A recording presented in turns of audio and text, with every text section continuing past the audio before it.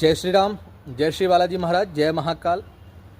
मैं प्रशांत आपका अपने बालाजी स्पिरिचुअल ज्ञान में स्वागत करता हूं और समय वेस्ट न करते हुए सीधे मुद्दे पर आता हूं कि अगर आप मेहंदीपुर बालाजी से घर आ रहे हैं तो किन किन बातों का विशेष ध्यान रखें जिससे आपको आपत्ति ना हो, परेशानी ना हो, कोई संकट, कोई व्याधा आपके साथ लगकर घर पे नहीं आए। क्योंकि बेसिकली आप मेहंदीपुर बालाजी में अपनी समस्याओं को आप कटवाने जाते हो, तो वहाँ से कोई भी चीज़ आपके साथ लग के ना आए, इसके नियमों का विशेष ध्यान रखना चाहिए। जैसे आप घर से सामग्री लेकर जाते हो तो वहाँ से कोई भी मेकअप का सामान आप घर नहीं ला सकते। बुरुश नहीं लाना चाहिए, मंजन नहीं लाना चाहिए, साबुन नहीं लाना चाहिए, यूज़ करा हुआ कंघा, शीशा आपको वापसी नहीं लाना है।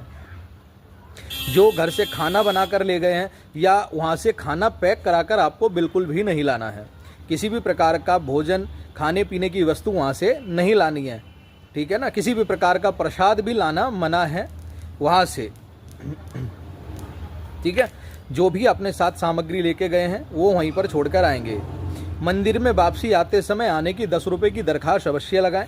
बाबा के चरणों में प्रार्थना करें कि बाबा हम आज अपने घर वापसी जा रहे हैं, हमारा नाम ये, कुल गोत्र ये है, बाबा कोई भी संकट, कोई भी व्याधा हमारे साथ यहाँ से लग के ना जाए।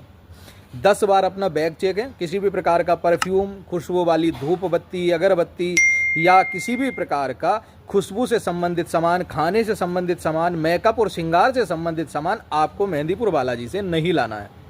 हाँ, चूड़ी, कपड़े इत्यादि अगर आप मेहंदीपुर बालाजी से खरीदते हैं तो उनको बाबा का जल छिड़क कर आप घर ले आएँ किसी के सानिध्य में, और उन पे गंगा जल छिड़क करके, बाबा का दिया हुआ जल छिड़क करके उनको घर ला सकते हैं। वस्त्र अगर आपने कोरे वहाँ से खरीदे हैं उनको पहन करके बाबा के मंदिर दर्शन करने जाएं। वहाँ की ली हुई सामग्री का उपयोग करने के बाद लाएं।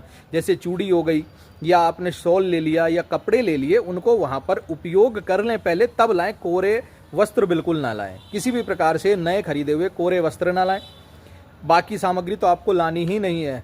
हाँ, खाने पीने की वस्तु आप बालाजी मेहंदीपुर से 4-5 किलोमीटर बाहर निकलकर बालाजी मोड़ से ले सकते हैं या बांदीकुई से ले सकते हैं, भरतपुर से ले सकते हैं, जहाँ पर आपकी हो, लेकिन परहेज वाला ही भोजन आपको ग्रहण करना है।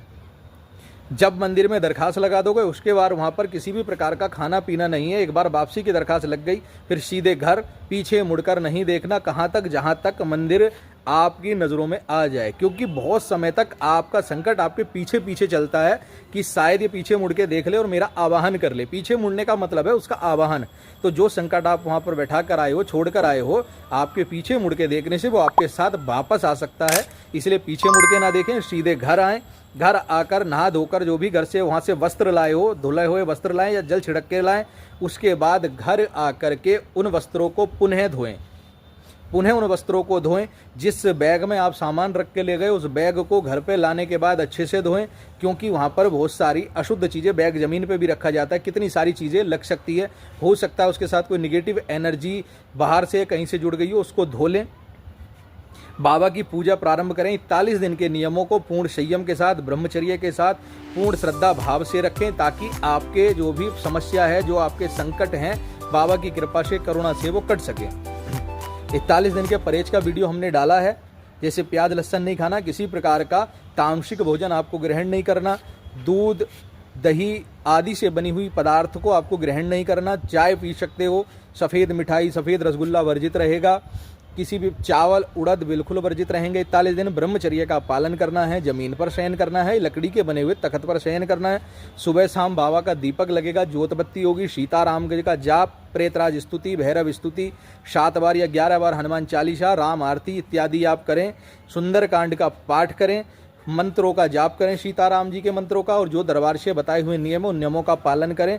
बाबा को अग्यारी पर भोग प्रदान करें। पंचमेवा का, लौंग बताशे का भोग बाबा को विधि विधान के साथ दें। आपका संकट अवश्य कटेगा। और वापसी आते समय विशेषकर इन बातों का ध्यान रखें। जय श्री राम, जय श्री बालाजी महाराज, जय महाकाल।